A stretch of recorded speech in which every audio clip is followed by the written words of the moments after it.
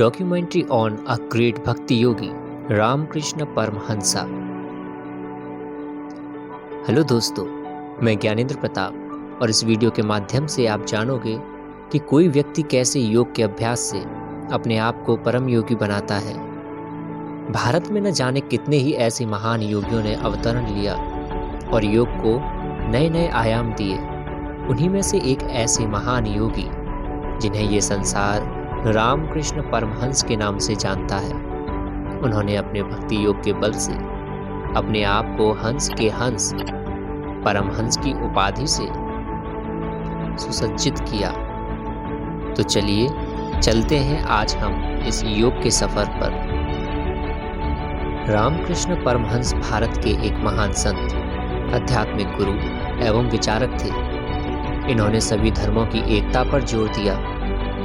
उन्हें बचपन से ही विश्वास था कि ईश्वर के दर्शन हो, अतः ईश्वर की प्राप्ति के लिए उन्होंने कठोर साधना और भक्ति का जीवन बिताया। स्वामी रामकृष्ण मानवता के पुजारी थे। साधना के फलस्वरूप वह इस निष्कर्ष पर पहुंचे कि संसार के सभी धर्म सच्चे हैं और उनमें कोई भिन्नता नहीं।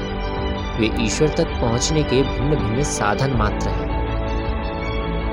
इनका वास्तविक नाम गदाधर चट्टोपाध्याय था। इनका जन्म 18 फरवरी 1836 कामारपुकुर बंगाल के हिंदू परिवार में हुआ था। भक्ति और ईश्वर के प्रति आस्था के चलते उन्होंने दुनिया के सभी धर्मों को सच और एक माना।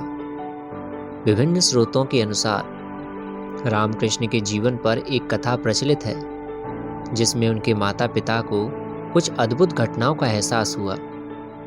जब गया में उनके पिता को एक सपना आया, जिसमें उन्होंने देखा कि रामकृष्ण भगवान विष्णु के अवतार में उनके घर जन्म लेंगे।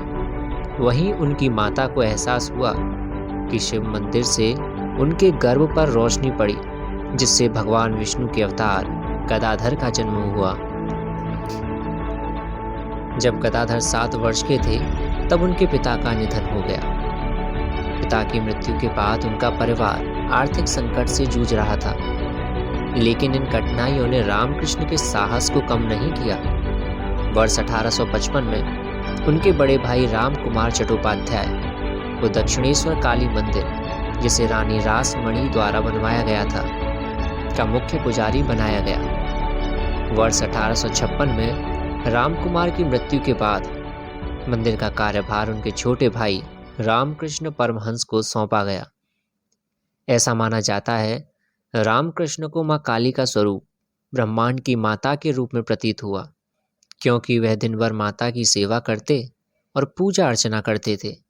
इसी भक्ति और परिश्रम से उन्होंने माता काली को 3 बार मंदिर में प्रकट किया तथा भक्ति योग का एक और प्रमाण स्थापित किया। When Sri Ramakrishna was asked by Swami Vivekananda, Narendranath went around asking great spiritual teachers in Calcutta in those days, "Sir, have you seen God?" And nobody could give a direct answer or the answer to satisfy Naren. And when he came to Ramakrishna Paramahamsa and he asked him, "Sir, have you seen God?"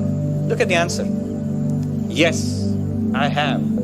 As clearly as I see you. More than that." And what is that more than that?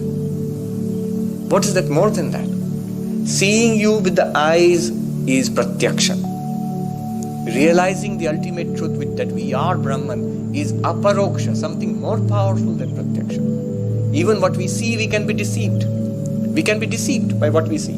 There are visual illusions, optical illusions, we can be deceived. But that our own existence is existence consciousness bliss, that we can never be deceived.